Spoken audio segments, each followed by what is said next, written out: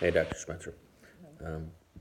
So looking at the reading material and the question, what can we do um,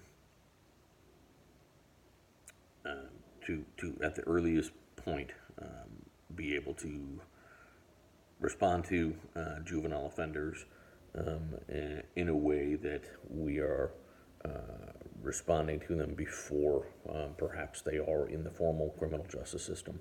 Um, Unfortunately, a lot of the problem areas seem to be the ones, obviously, that we need to focus more on. Looking at um, not only the article by Howell, Lipsey, Wilson, and Howell, but the book by Howell, Lipsey, Wilson, as well as Nation et al. Um, they mentioned several times that foremost, obviously, we need to make a shift with juveniles because instead of trying to respond when they're in the formal justice system, that obviously that creates barriers because they are being confined, they're having these things done to them, punitive measures, and going through this whole process, making it uncomfortable for them to make any real changes. Honestly, at that point, we have to do it informally, and the best change agents for behavior in juveniles is obviously number one, family, number two, the schools, people in the schools, people in perhaps extracurricular activities, sports, coaches, churches, those other places that they're going to see and notice changes in behavior and be able to do something about it quicker rather than later. But that kind of goes back to my initial point, and that's the double-edged sword. A lot of the research says that, well, that is one of the areas that maybe these adolescents are lacking in, is having good parental support.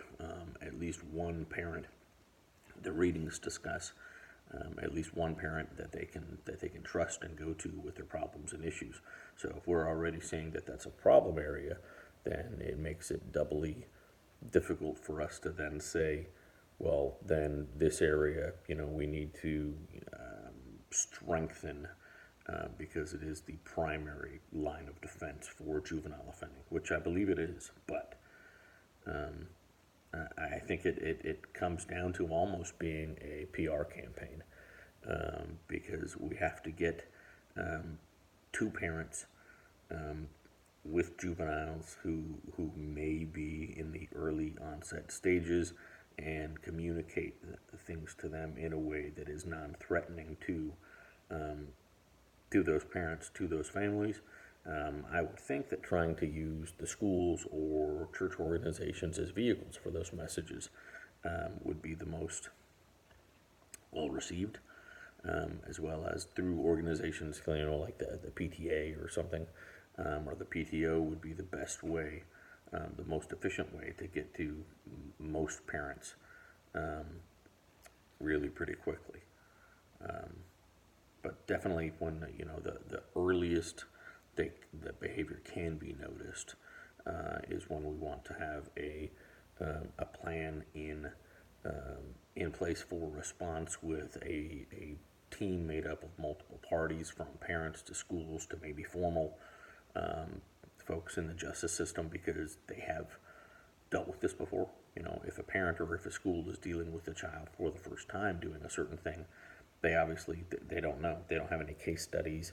They don't have any experience dealing with other children, so they don't know, well, this might get them to act a different way.